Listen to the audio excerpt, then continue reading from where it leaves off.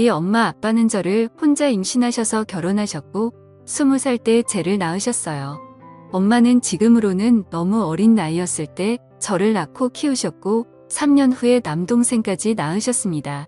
우리 네 식구는 씁쓸하지만 남들처럼 화목한 날들을 보내지 못했어요. 어렸을 적부터 아빠는 술에 의존하여 집안을 항상 공포 분위기를 조성하셨고 저희 가족들은 항상 아빠에게 위협받고 살아야만 했습니다. 엄마는 아빠에 대해 감정이 안 좋아 남자 잘못 만난 본인 신세 타령을 하시며 아빠를 미워했지만 술 안 마셨을 때의 아빠는 절대로 나쁜 분은 아니셨어요. 비록 경제적으로는 능력이 좋으신 분은 아니었지만 정이 많으셔서 사람들을 좋아하시고 자식들을 많이 아껴주신 사랑 많으신 자상한 분이셨습니다. 우리 딸 너희들은 아빠의 보물이야. 아빠가 너희를 얼마나 사랑하고 있는지 잘 알지. 내 새끼들 봐서라도 아빠가 얼른 정신을 차려야 하는데 미안하다. 아빠가 짊어진 삶의 무게가 왜 이렇게 힘든지 모르겠다라고 말씀하시며 아빠의 내면 고뇌를 나누었습니다. 뭐가 그렇게 괴로우신지 어릴 적 제가 본 아빠의 모습은 많은 날들이 술에 젖어 있었고 저의 남매는 원래 아빠 모습을 잘 알았던지라 그런 아빠의 모습이 참 마음 아팠습니다. 그리고 어느 날 충격적인 광경을 목격하고서야 왜 아빠가 그리도 괴로워했는지 알 것 같았습니다. 바로 엄마와 삼촌의 충격적인 관계 때문이었어요. 아빠는 형제가 많으셨습니다. 아빠는 5남매 중 장남이 있었고 비록 큰 고모 한 분 계셨고 아빠들 밑으로 삼촌들과 고모들이 계셨습니다. 비록 가정에서는 화목하지 못할 지언정 저는 양가 부모님들에게는 기대하고 고대했던 첫 손주로서 부모님들과 친척들에게 사랑을 듬뿍 받고 자랐습니다. 후에 태어난 제 동생도 장손으로서 큰 사랑받고 자랐고요. 하지만 그런 저희들을 예뻐하면서도 유독 거리를 두시는 분도 계시더군요. 바로 아버지의 동생인 둘째 삼촌이라고 부르기 싫은 둘째 삼촌. 그 짐승만도 못한 사람이었습니다. 엄마는 삼촌이 왔다면 얼굴에 유독 화색이 돌았습니다. 얘들아, 삼촌 왔다. 오늘 우리 집에서 편히 쉬시고 가야 하니까 너희는 오늘 거실에서 자고 삼촌은 방에서 주무시게 알겠지라며 엄마는 저희에게 일러두었습니다. 둘째 삼촌은 운수업을 했던 터라 가끔 저희 집에 들러서 하룻밤을 자고 가는 일들이 좀 있었는데 원래 저희는 단칸방에서 살다가 제가 첫 전학교 1학년 됐을 때 방 2칸짜리 빌라로 이사 갔거든요. 둘째 삼촌이 저희 집에 들을 때마다 그중 제 방을 삼촌에게 내어드리고 남동생과 거실에서 잤습니다. 저는 삼촌이 저희 집에 올 때마다 맛있는 간식을 사가지고 와서 어색한 가운데에서도 저희랑 놀아주는 게 좋았고 그걸로 인해 멀기만 느껴졌던 둘째 삼촌에게 조금씩 정이 쌓여갔네요. 둘째 삼촌이 올 때마다 아빠도 술을 안 마시고 부모님들도 간만에 분위기가 하기에 좋아져서 한때 저희는 둘째 삼촌이 오기만을 기다리기도 했습니다. 그런데 어느 날 새벽이었어요. 제가 힘든 가정에서 살다 보니 어렸을 때부터 눈치가 빨랐고 명확하다고 해야 하나 나이에 비해 철이 조금 빨리 든 케이스였어요. 당시 동생은 자고 있었고 그날따라 이상한 느낌을 본능적으로 느꼈는지 새벽에 눈이 번쩍 뜨이더라고요. 그런데 마침 엄마가 화장실에서 물 내리는 소리와 동시에 나오는 것이었습니다. 아직도 안 잔다고 뭐라고 잔소리할까봐 저는 얼른 눈을 감아 잠든 척을 했는데 이상한 일이 일어났습니다. 엄마는 저를 가만히 보시다가 조심스럽게 몸을 움직이며 안방이 아닌 바로 삼촌이 자고 있는 제 방으로 들어가는 것이 아니겠어요. 어린 나이임에도 불구하고 저는 그게 심상치 않은 일임을 본능적으로 알았습니다. 저는 순간 등이 쎄해지며 무슨 촉이 왔는지 조심스럽게 몸을 일으켜 숨죽여 제가 앞으로 다가갔습니다. 저희 집 방문 이어술에서 잘 닫히지 않았는데 그 탓에 열려있는 작은 틈으로 전 훔쳐보게 되었습니다. 그리고 여태까지도 평생을 트라우마로 남은 잊지 못해 그 장면을 목격하게 되었습니다. 형수와 시동생으로서 금기시한 일들을 벌이고 있었습니다. 저는 너무 놀라 어떻게 해야 할지 그 자리에서 얼어붙고 말았습니다. 그때 거실에서 동생이 제가 곁에 억지로 허전했는지 음하며 자세를 뒤척였고 이 소리를 들었는지 그들은 모든 행동을 멈추고 엄마는 재빠르게 옷매무새를 가다듬더군요. 저는 들킬까 싶어 제자리로 돌아와 다시 자는 척을 하며 누웠고 엄마는 어두움 속에서 추악함을 가린 채 아무 일도 없었다는 듯 안방으로 돌아왔습니다. 저는 그때부터 아무에게도 말 안 하고 혼자 생각이라는 것을 했는데 오래 고민 끝에 나온 결론은 단순하게 모든 진실을 밝히자라는 것이었습니다. 그렇게 해버리면 어린 마음에 모든 게 다 제자리를 찾고 정상으로 돌아올 것 같았거든요. 뒤틀린 이 이상한 현실에 하루도 머물고 싶지 않았던 저는 기회를 엿보다가 마침 아빠와 둘째 삼촌만 빼고 친가들이 모여 가족 식사를 하는 자리에서 제가 본 그날의 진실을 폭로하였습니다. 일목요연하고 또박또박 엄마랑 둘째 삼촌의 새벽에 제가 본 것들을 가감없이 얘기하자 엄마의 표정이 새하얗게 지으며 급한 대로 제 입을 막으려 했네요. 허나 이미 수상하니 느낀 큰 고모는 엄마를 젖혀두고 저를 방으로 내려와 차근차근 무슨 이야기인지 얘기해보라며 말씀하시는데 저는 말하다 말고 목이 메어와 울음을 크게 터뜨리며 말을 이어갔네요. 덕택이 집안은 발칵 뒤집혔고 둘째 삼촌은 소환돼서 친척들에게 어쩜 그런 짓을 벌일 수 있냐는 비난의 의사를 맞았습니다. 이 소식을 뒤늦게 들은 아빠는 충격을 금치 못하고 둘째 삼촌과 주먹이 욱하며 한바탕 난리를 벌였고 저의 가정은 얄궂게도 제 소망과는 다르게 파탄을 맞고 말았네요. 바로 엄마가 그 일을 계기로 제 유치원생 남동생을 데리고 둘째 삼촌과 행방을 감췄던 겁니다.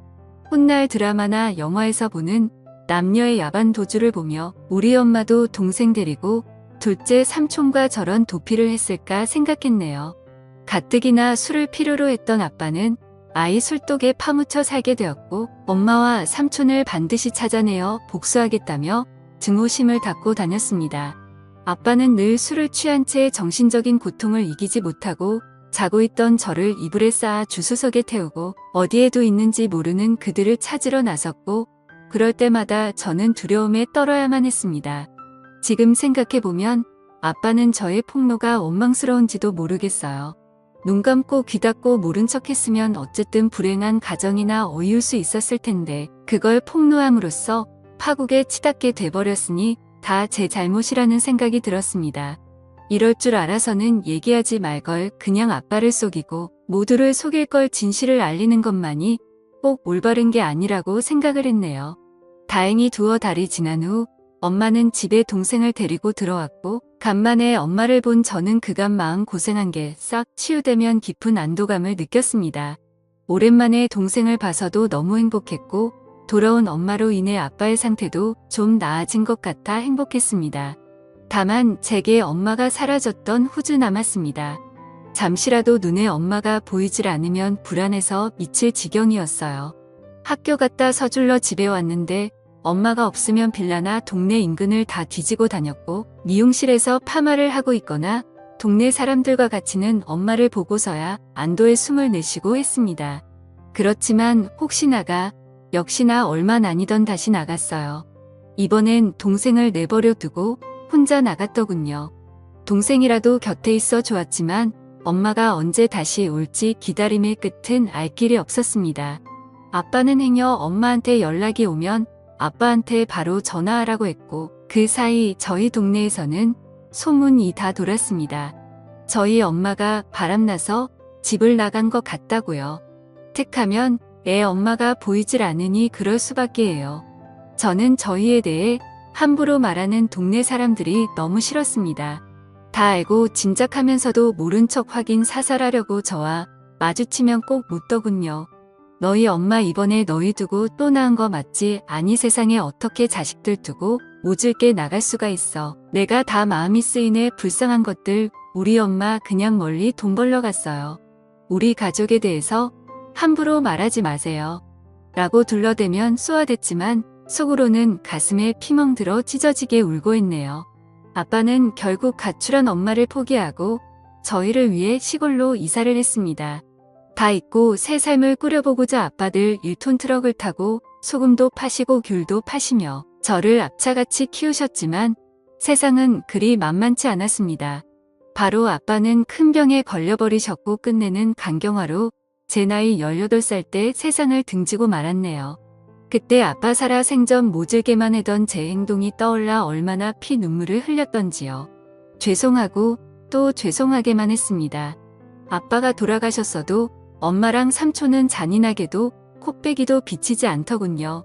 아빠를 배신하고 어디서 둘이 그렇게 잘 먹고 잘 사는지 나중에 반드시 찾아가 이 아픔 그대로 돌려주리라 다짐했는데요.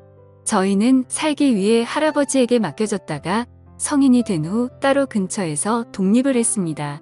그리고 시간이 흘러 동생이 군대 갈 때쯤 저 역시 직장을 구해 대도시로 나왔고 또다시 현실에서 적응하고 있을 무렵 난데없이 엄마 동생인 오랫동안 왕래 없던 외삼촌이라는 작자한테 연락이 닿았네요. 외삼촌이야 그건 잘 지냈지. 네 아빠 그렇게 되고 동생 검사하느라 네가 누구보다 힘들었을 텐데 내 맘이 다 안쓰럽구나.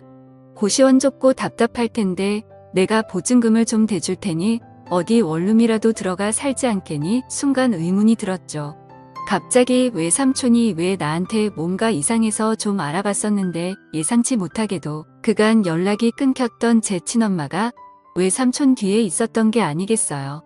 저와 동생을 버리고 그놈이랑 살림 처리겠다고 도망가서 정떼며 살았을 땐 언제고 이제 와서 왜 이렇게 우의적으로 나오는지 고맙기는커녕 기가 찼습니다. 아빠와 저희를 배신하고 그 짐승 같은 둘째 삼촌놈이랑 도피해서 얼마나 때깔 좋게 잘 먹고 잘 살았는지 확인해 봤더니 이게 앵걸 어느 새 남자를 갈아버렸네요. 제가 이 사실을 입 밖에 내니 엄마는 주위를 살피며 은밀하게 말하게 자신 낳고 살다 보니 안 맞는 부분도 많고 사람들 눈도 있고 윤리적으로도 이건 아닌 것 같다. 뒤늦게 맘먹고 정리했다. 지난 세월 죄책감 떨치고 새 인생 살고 싶어 너하고도 연락한 거고 라고 합니다. 순간 뭐지 싶었네요. 그렇게 쉽게 헤어질 수 있었을 것을 여지껏 저희 가족 생채기 다 내놓고 일이 저질러질 대로 다 저질러 놓은 후에야 헤어졌다니요. 엄마를 가지려고 아빠를 배신한 삼촌도 같은 생각이어서 순순히 헤어졌다는데 말도 안 돼. 그들의 파렴치한 폐륜 때문에 상처 입은 사람이 몇인데 멱살 잡고 쫓아다니며 키의 보상이라도 받고 싶었습니다. 엄마는 결국 삼촌과 금기된 사랑을 끝내고 다른 남자랑 세 번째 결혼을 했답니다. 참 능력도 좋으시지. 엄마는 제 동생이랍시고 둘째 삼촌 사이에서 낳은 남자애, 여자애 한 명씩을 제기 소개했습니다. 저를 동생들과 함께 인사시키며 얘들은 내 동생이고 너희들도 언니한테 인사해라. 동생 돌보는 거 보니 지금 여기 있는 동생도 잘 돌볼 것 같더라. 다 네 핏줄들이니 마지로서 잘 챙겨라. 뭐니 해도 남보다는 형제가 최고야. 남보다도 못한 형제들도 많죠. 저나 이 애들이나 다 배신이 피가 흐르는 엄마 자식들인데 나중에 서로 뜯어먹겠다고 뒤통수 치고 그러면 어쩌죠. 라고 대꾸하자 엄마의 표정이 점차 살벌해지기 시작했네요. 전혀 패인 상황에 내막을 모르는 새아빠는 분위기를 환기시키고자 그저 허하시더라고요. 새아빠는 평범하고 사람 좋으신 분이셨습니다. 엄마는 정말 미웠지만 가족들이 그리웠던 저는 엄마를 용서하고 잘 지내보려고 노력했습니다. 허나 엄마와 삼촌의 트라우마는 쉽게 잊혀지지 않더라고요. 엄마 역시 지난 세월을 후회하며 저와 함께 잘 살려야 하는 것 같았지만 제가 본인의 치명적인 비밀을 알고 있으니 저를 편히 대하지 못했습니다.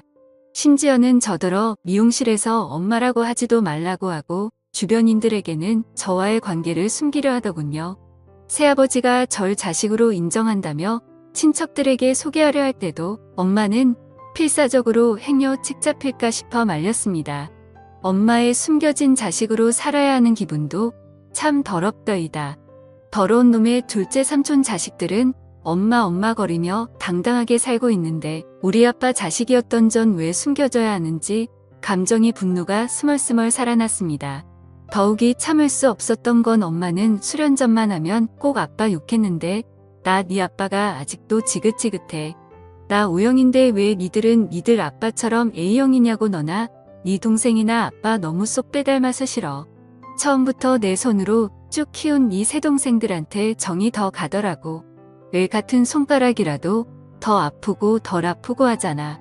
네가 차별받는 것도 단이 아빠 탓이고 내가 삼촌과 불륜 저지른 것도 네 아빠 책임이야. 알아, 네 아빠 결혼 자체가 나한테는 인평생 지옥이었다고. 삼촌과 불륜을 저지른 건 모두 다 아빠 잘못이라고 떠넘기며 책임을 지었습니다. 참을 수가 없었습니다. 저는 결국 엄마를 용서하지 못하고 자리에서 일어나 엄마에게 마지막 인사를 했네요. 이제 도저히 못 들어주겠다. 엄마한테는 최악의 남편이었을지 모르겠지만 나한테는 우리한테는 최고 좋은 아빠였어. 이제 더 이상 엄마 못 볼 것 같아. 우리도 그만하자. 엄마와의 지긋지긋한 인연이야말로 끝내기로 맘먹고 절연을 선언 후 다신 엄마를 보지도 찾지도 않았습니다. 엄마도 마찬가지였고요. 엄마와 저는 지독한 악연이었습니다. 전 여전히 세상에 혼자 지내고 있네요. 남자가 두렵고 제 몸에 엄마의 더러운 피가 흐르는 것 같아 저는 결혼을 못할 것 같아요. 엄마 때문에 제 자신도 상대방도 믿지 못해요. 아무튼 영원히 그럴 겁니다.